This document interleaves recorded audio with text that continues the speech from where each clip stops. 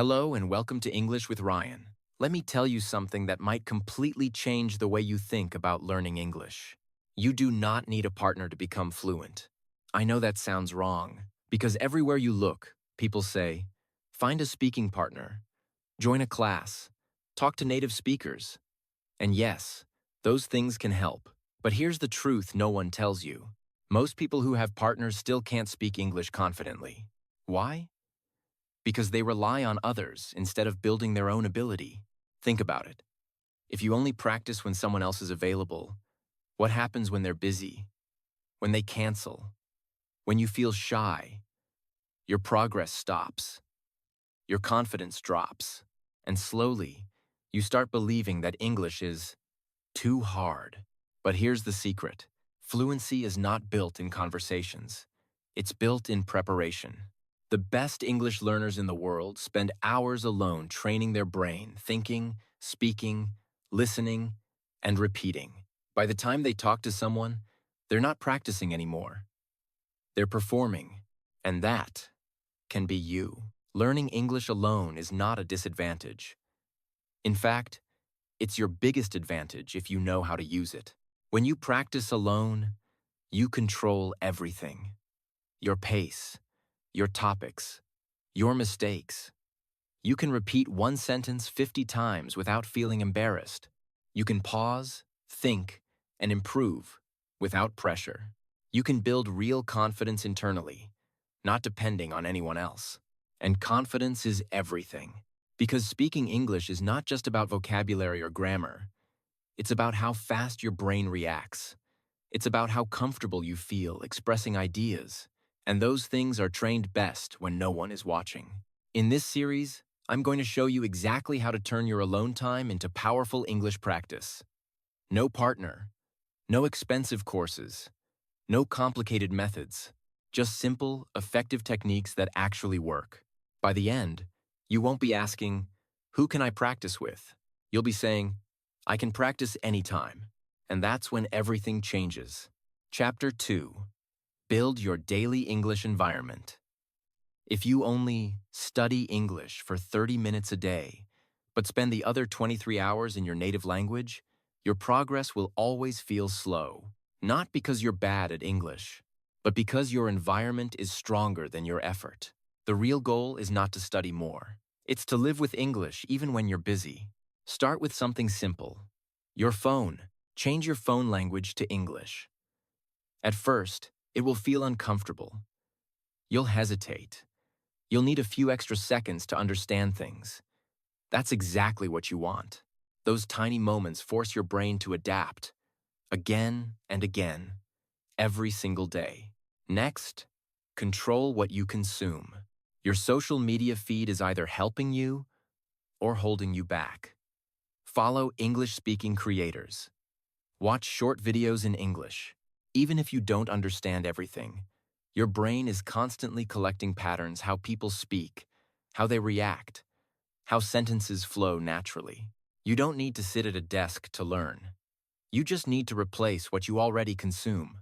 Music is another powerful tool. Listen to English songs not just for entertainment, but for exposure. Try to catch words, repeat phrases, notice pronunciation. You don't need to understand every lyric. What matters is familiarity. Over time, sounds become clearer, and your listening improves without extra effort. Now, let's talk about time. Most people say, I'm too busy to practice English. But the truth is, you don't need extra time. You need smarter use of existing time. Walking? Think in English. Cooking? Describe what you're doing in English. Scrolling your phone? Switch to English content. These are micro moments. Small, almost invisible opportunities that add up to hours of practice every week. Consistency beats intensity. 5 minutes every day is more powerful than 2 hours once a week, because your brain learns through repetition, not pressure. Finally, make it personal. Don't learn random topics you don't care about. If you like fitness, follow fitness content in English. If you like gaming, watch gaming videos. When you enjoy the content, you stay longer. And when you stay longer, you learn more without forcing yourself. This is how you build an environment where English is always around you, not as a subject, but as a part of your daily life. Chapter 3. At some point, you will try to speak English alone, and it will feel strange. You might feel silly. You might think, why am I talking to myself? You might stop after a few seconds because it feels unnatural. That reaction is normal, but it's also the exact barrier you need to break. Because speaking is not a social skill first. It's a mental skill. Before you can speak confidently with others, you need to become comfortable hearing your own voice in English. Start small. Don't try to give long speeches. Don't try to sound perfect. Just describe what's around you. Simple things. I'm sitting in my room. The weather is hot today. I need to finish my work. These sentences may feel basic, but they train something important. Connection between your thoughts and English words. Now, take it one step further. Turn your daily actions into spoken English. When you wake up, say what you're going to do. When you eat, describe your food. When you work, explain your tasks out loud. You are not practicing vocabulary. Another powerful method is shadowing. Choose a short audio or video, just 1 or 2 sentences. Play it and immediately repeat what you hear. Try to copy the rhythm, the speed, the tone. Don't worry if you miss some words. The goal is not perfection. The goal is imitation. This trains your mouth and ears at the same time. Recording yourself is where real improvement begins. Use your phone. Speak for 1 minute about any topic. At first, you might not like what you hear. Your pronunciation may sound unclear. You may pause too much. That's okay. Awareness is the first step to improvement.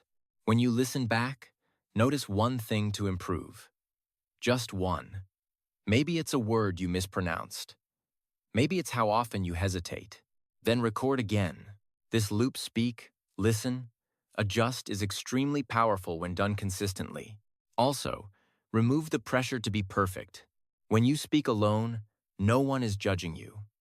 This is your safe space. You can make mistakes freely. You can experiment with new words and structures without fear. That freedom is something many learners never fully use. The more you speak alone, the less awkward it feels. And eventually, it stops feeling like practice. It just becomes thinking out loud in English. Chapter 4. Think in English. Instead of translating, most learners don't struggle because they lack vocabulary. They struggle because they translate. Every time you want to say something, your brain goes through a slow process. First in your native language, then into English. That delay is what makes you hesitate, lose confidence, and forget what you wanted to say. Fluency begins when that translation step disappears. Instead of converting ideas, you start forming them directly in English. At first, this feels difficult because your brain is used to the old habit. But like any habit, it can be changed with the right approach. Start with simple thoughts. Don't try to think about complex topics immediately. Focus on basic, everyday ideas. I'm tired. I need coffee. This is interesting. These are the kinds of thoughts you already have daily. The only difference is now you express them directly in English. Next, remove the need for perfect sentences. When people translate, they often try to build grammatically perfect structures. That slows everything down. Thinking in English is faster and more flexible.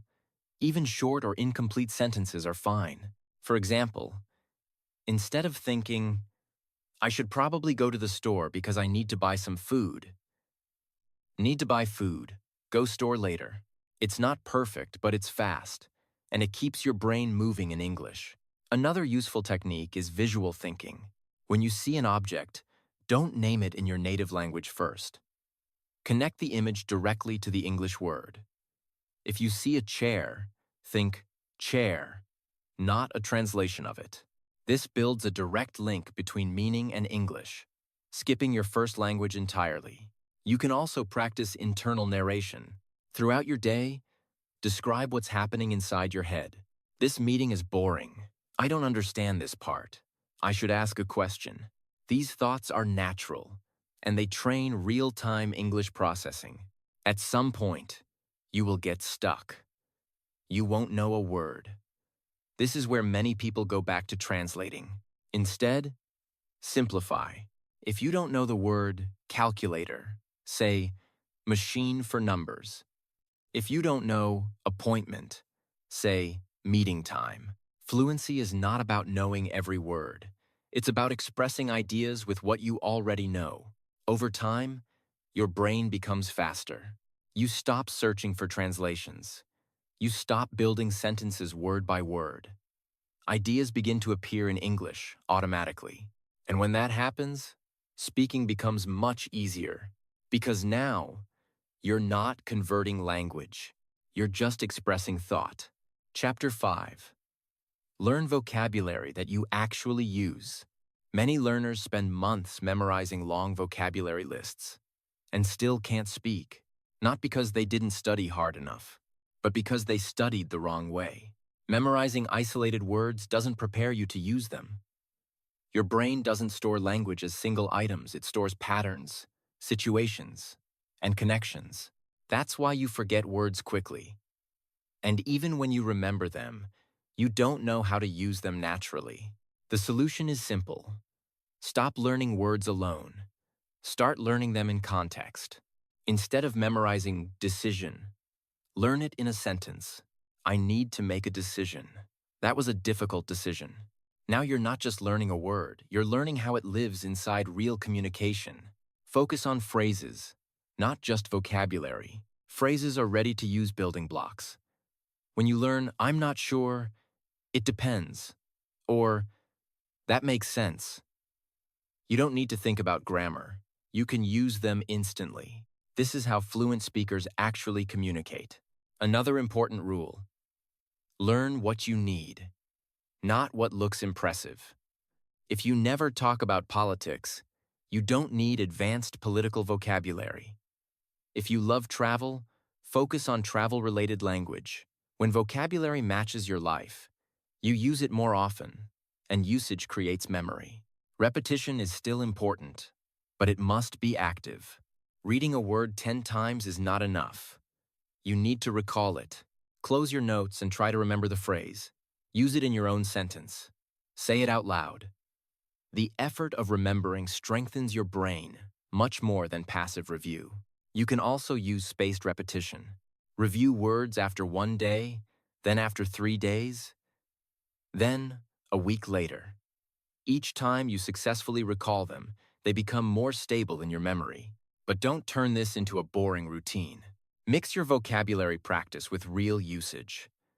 When you learn a new phrase, use it immediately in your self-talk. Include it when you speak alone. Try to apply it the same day. This bridges the gap between knowing and using.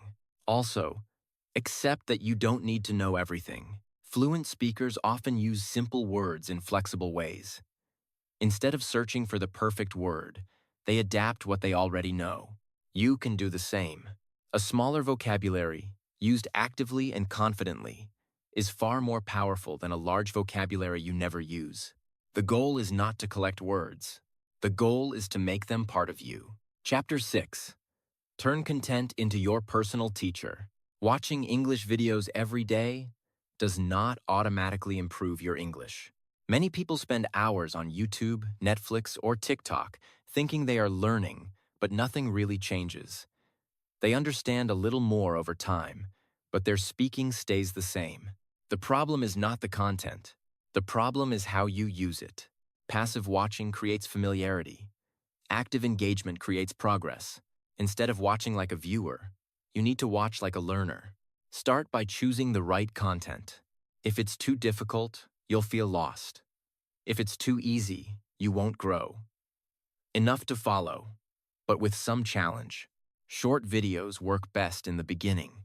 Take a clip that is 30 seconds to 1 minute long. Watch it once without stopping. Just understand the general idea, then watch it again this time. Pause. Pick one sentence.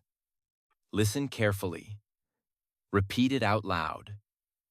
Try to copy not just the words, but the rhythm and tone. This is where learning begins. Repeat the same sentence multiple times if needed. Your goal is not speed, it's accuracy and natural sound. Then, move to the next sentence. This process, pause, repeat, imitate, turns any video into a powerful training tool. You can also write down useful phrases. Not everything, just the expressions that feel natural and practical. For example, instead of writing a long explanation, note something like, "That's a good point. I didn't expect that. Let me think about it." These are real-life phrases you can reuse. After that, apply immediately. Use those phrases in your self-talk. Include them when you speak alone. The faster you use them, the faster they become part of your active language. Another effective technique is replaying. Watch the same video again the next day. You'll notice that it feels easier. Words become clearer. Sentences sound more familiar.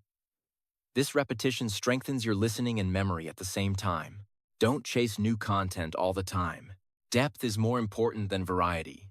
One short video, practiced deeply, is more valuable than 10 videos watched passively. Over time, your ears adapt. You begin to recognize patterns, predict sentences, and understand faster without translating. And because you've been repeating and imitating, your speaking improves alongside your listening. Content is everywhere. But when used correctly, it becomes more than entertainment. It becomes your teacher. Chapter 7. Fix your pronunciation without a teacher. You don't need a teacher to improve your pronunciation, but you do need awareness. Most learners repeat words again and again, hoping they will sound better over time. But repetition without correction only builds stronger mistakes. If you say something incorrectly 100 times, you don't improve, you train your mouth to stay wrong. So, the first step is simple. Notice the difference. When you hear native speakers, pay attention to how their words actually sound, not how they are written. English pronunciation is not always logical. Words change, sounds connect, and some letters disappear completely. For example, want to often sounds like wanna. Going to becomes gonna. Did you sounds like did you. If you only focus on textbook pronunciation, real conversations will always feel fast and confusing. Your goal is not to sound perfect. Your goal is to sound natural and understandable. One of the most effective methods is slow imitation. Take a short sentence from a video. Listen carefully, then repeat it slowly. Break it into parts if needed. Focus on each sound. Pay attention to how your mouth moves, where your tongue is, how your voice rises or falls. Then gradually increase your speed.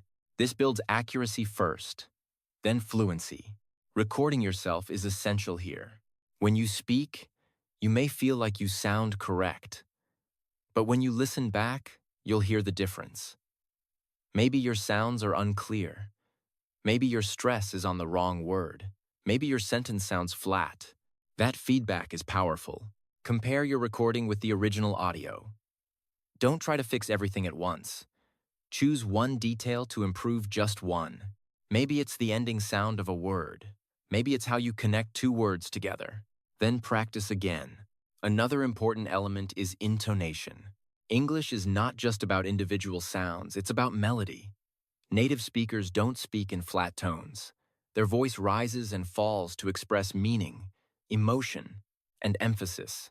If you ignore this, even correct pronunciation can sound unnatural. Listen for patterns. Where does the speaker stress the sentence? Which words are stronger? Which parts are softer or faster? Then copy that pattern. You are not just learning words, you are learning music. Also, don't aim for a specific accent. You don't need to sound American, British, or anything else. Clarity matters more than accent. If people understand you easily, your pronunciation is working. Improvement comes from focused practice, not random repetition. When you train your ears, adjust your mouth, and build awareness, your pronunciation starts to change. Not instantly, but noticeably. Chapter 8. Stay consistent and measure your progress. Most people don't fail at learning English because it's too difficult. They fail because they stop. Not all at once, but slowly. They skip one day, then a few more. They feel busy, tired, or unmotivated. And without realizing it, they lose the habit. When they come back, everything feels harder, and starting again becomes even more difficult. Consistency is not about motivation. It's about structure. You need a system that works, even when you don't feel like studying. Start by lowering the standard. Instead of saying, I will study for 1 hour every day, make it smaller, much smaller. I will practice for 5 minutes. That sounds too easy, but that's the point. When something feels easy, you're more likely to do it. And once you start, you often continue longer anyway. The goal is not intensity. The goal is continuity. Next, make your progress visible. If you don't track anything, it will feel like nothing is improving even when it is. You can keep it simple. Record yourself speaking once a week. Write a short paragraph every few days. Note new phrases you've used in real situations. After a few weeks, go back and compare. You will notice changes. Maybe your sentences are smoother. Maybe you hesitate less. Maybe your pronunciation is clearer. These small improvements are powerful, but only if you see them. Another important habit is reflection. At the end of each week, ask yourself, what did I practice? What felt easier? What is still difficult? This keeps your learning intentional. You are not just repeating actions, you are adjusting and improving. Also, accept that progress is not linear. Some days will feel great. Others will feel frustrating. You might feel like you're improving quickly, then suddenly feel stuck. This is normal. Your brain is processing, reorganizing, and building new patterns. Even when you don't feel progress, something is happening. The key is to keep going. Avoid comparing yourself to others. Everyone has a different starting point, different time, different goals. Focus on your own path. The only meaningful comparison is between who you were before and who you are now. Finally, remove the idea of finishing. There is no final level where you suddenly become perfect. Language is a continuous process. Even advanced speakers keep learning, adjusting, and improving. So instead of chasing perfection, build a habit you can maintain, a system you can trust. And once consistency becomes part of your life, progress is no longer something you chase. It becomes something that happens.